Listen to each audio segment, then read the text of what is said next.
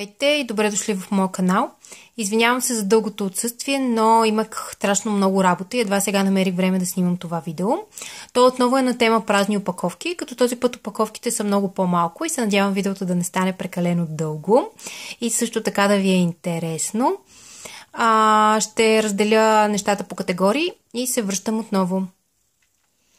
Започвам с нещата за тяло, които са в travel size опаковки основно и не са много. 2 душ гела и 1 сапунче. Това лято пътувах и се доверявах основно на такъв тип travel size опаковки, за да не мъкна големи количества душ гелове. Този душ крем с аромат на ванилия и кокосна балея ми стана много любим, главно заради аромата. Имаше приятна консистенция. По отношение на състава имам някои забележки, основно наличието на содиум лаурет сулфат.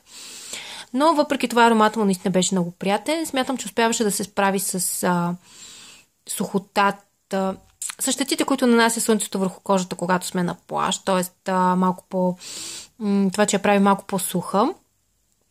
И не знам дали бих си го купила в оригинален размер заради състава, но при друго пътуване отново бих си взела този тип малко опаковчица. Следващото е душ гел на Алверде с мента и бергамот, който имаше много приятен аромат. Също така състава му е хубав, въпреки че вместо содиум лаурет сулфат има содиум кокосулфат. Не е безсулфатен, но въпреки това ми допадна. Дали бих си го купила отново? Не мисля, но бих си взела отново тази малката разфасовка. А защо не бих си го купила отново? Първо, че имам страшно много душ гелове, които трябва да доизразходвам. Второ, обичам да сменям душ геловете през доста често, за да пробвам нови аромати. Последното е една опаковка от тези сапунчета на All Nature. Пишала съм подобно в блога за 3 продукта от тази серия, която е. Много я харесвам, но при по-подробно проучване, което направих, стигнах до извода, че състава на продуктите на All Nature, въпреки че парадира, т.е. твърди, че е по-натурален и по-безопасен, има съставки, които са по-малко известни, но за сметка на това също толкова вредни, колкото посочените силикони, парабени, парафини и така нататък. Така че, не знам, много харесвам аромата на сапунчето. Смятам, че не изсушава кожата на ръцете ми, но въпреки това бих се замислила дали да си го купя отново. Продължаваме с 2 продукта за слънцезащита, които всъщност са от миналото лято, но реших да изхвърля едва това. Не знам защо съм ги пазила толкова дълго време. Първото е спрей с слънцезащитен фактор 30 и двете са на Нивея. Харесваше ми спрейчето по 2 причини. Първо, изобщо не лепне. Нанася се изключително лесно, под формата на безцветен спрей. Охлажда, имаше приятно усещане върху тялото, но не вършеше най-главното си действие да ме предпазва от слънцето. Първо, че миналото лято успях да изгоря.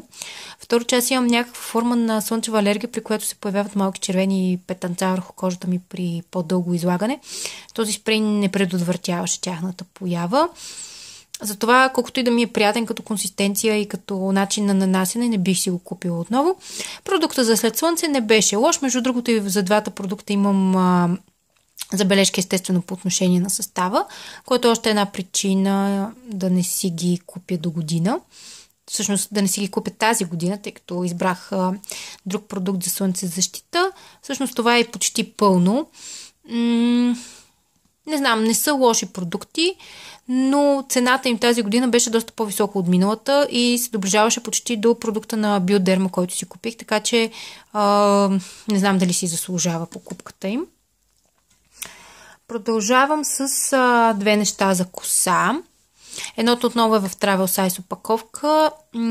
Падна ми се от Goodbox Beauty Edition. Това е шампуан против пърхът на Логона. Не беше лош, 75 мл ми стигна за 7 дена, между другото, ежедневна употреба.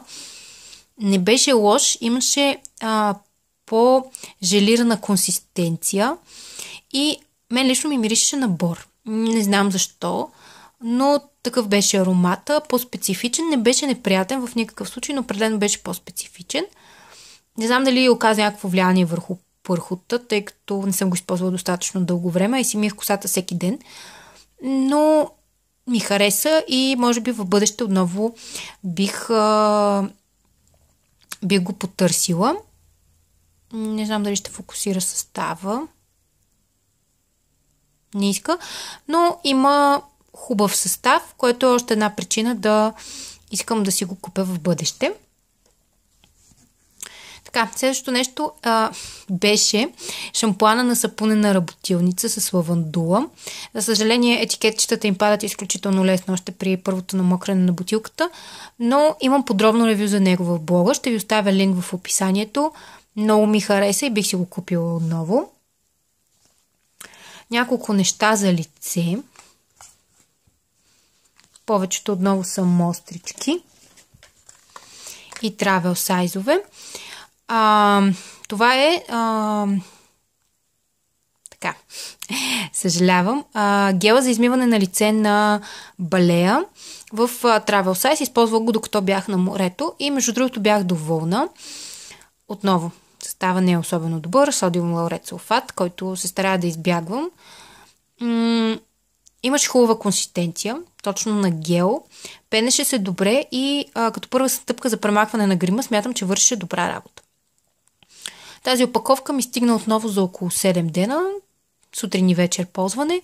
Хареса ми, имаше леко не неприятен, но странен такъв стерилен аромат, който не ми допадаше много. Следващото нещо е тази мостричка от нощния крем на Natural Cosmetics с арган и макадамия. Ето така изглеждаше мостричката, 5 мл, която ми стигна за страшно много време, между другото. Бях очудена от което. Хареса ми, имаше малко по-тежка консистенция, доста гъстичко беше, така че нанасяше се лесно, между другото, но наистина беше гъсто. Хареса ми, не знам дали бих си го взела в пълноразмерен продукт, тъй като мисля, че е за малко по-възрастна кожа от моята, но смятам, че се отразяваше добре на лицето ми и ви го препоръчвам. Имам още доста от тези мострички на Yves Rocher, тяхната кампания, която беше за хората с чувствителна кожа. В миналия клип ви показах BB кремчето, като казах, че не ми е допаднало и не би го използвала. Ползвах още една мостра от него и честно казвам, тази мостра ми хареса повече. Не знам дали проблема е бил с миналата мостра или може би с някакъв проблем с мен и с моята кожа. Но този ми хареса повече. Не оставяше този кир ефект, който предишната мостра. И смятам, че покриваше малко по-добре, така че все още не мисля, че бих си купил пълноразмерния продукт, но определено оставам с по-добро впечатление. Двете кремчета и двете са много приятни, с много приятна консистенция и за този Hydra Intense Leger, съжалявам за произношението, се замислям дали да си го купя в пълна опаковка за следващото лято, тъй като за зимата не знам, може би ще ми е прекалено лек, но за лятото е идеален. Последното нещо е гел за измиване на лице с чайно дърво на сапунена работилница. Отново имам публикация за него в блога, линк към която ще оставя в описанието. Много ми хареса. Говорих ви за него и в миналото видео, тъй като имах и малко опаковка от Goodbox. Като състав, като консистенция, като всичко ми харесва, така че ако го видите на някои от щандовете на сапунена работилница, препоръчвам. Преминавам към категория разни, в която има като че ли най-много неща. Първото са две опаковки от мокри кърпички. Едните са от Lidl, тези долните Амелия, не знам откъде са, честно казано. Тези от Lidl не бяха лоши, нямаха някакъв много приятен аромат. Тези от Амелия ми харесаха, защото много дълго време останаха мокри, въпреки че са с този тип лепенка отгоре. Доста дълго време наистина останаха мокри. С екстракт от зелен чай са, не бяха лоши. Кърпичките на Балея за премахване на грим. Се осмелих да ги използвам на морето, тъй като изключително много ме мързеше понякога да си махам грима по друг начин.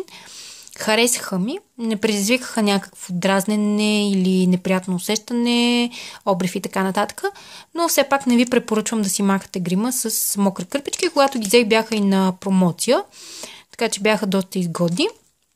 Не са лоши мокри кърпички, доста мокри са. Между другото, много от мокрите кърпички, които съм си купувала за премахване на грим, са по-сухи. Тези са доста мокри и не са лоши, но като че ли оставях едно малко така лепкаво усещане след себе си. Един лъкочистител на Forte, нищо особено. Смятам, че много изсушаваше нокътната почка. Той има и ацетон в състава. Не бих си го купила отново. Две такива мострени опаковки на праха за пране, на течния прах за пране на My Forest. Миришат прекрасно, т.е. аромата, който стават върху дрехите е много хубав. Смятам, че изпират добре и бих си купила пълноразмерния продукт. Така, една вода за уста на Don to Den. Това е марката за устна хигиена на DM. Не беше лоша, не беше прекалено кисела, което за мен е една от основните изисквания, да не е прекалено кисела. С мента, отново travel size, за пътуване беше удобна. Купила съм си вече още една опаковка, тъй като ми предстои пътуване. И най-накрая тези бръсначки за еднократна употреба на K-Classic, марката на Kaufland. Честно казано, любими са ми. Купувам си основно от тях. Смятам, че вършат добра работа. Нощчетата се изразходват обаче естествено много бързо. За 2-3 употреби и вече трябва да смените с нова, но те са 10 на брой в една опаковка. Мисля, че не са и много скъпи, така че бих си ги купила отново. Това бяха моите празни опаковки за последния един месец. Може би станаха вече и два от последното видео. Надявам се това видео да ви е било интересно и полезно по някакъв начин. Да сте намерили нещо, което ви е било интересно и продукт, за който сте искали да разберете повече. Ако това е така, дайте палец нагоре, харесайте видеото и се абонирайте за канала ми за нови видеа. Ще се радвам да ми споделите в коментарите дали сте пробвали някои от продуктите, дали сте на същото мнение като това, което оставило мен или имате по-различно мнение. Също така ще се радвам да ми споделите каквото ви е интересно и какво искате да видите в следващи клипове, за да знам какви клипове да снимам по-често. Благодаря ви, че гледахте това видео и до скоро!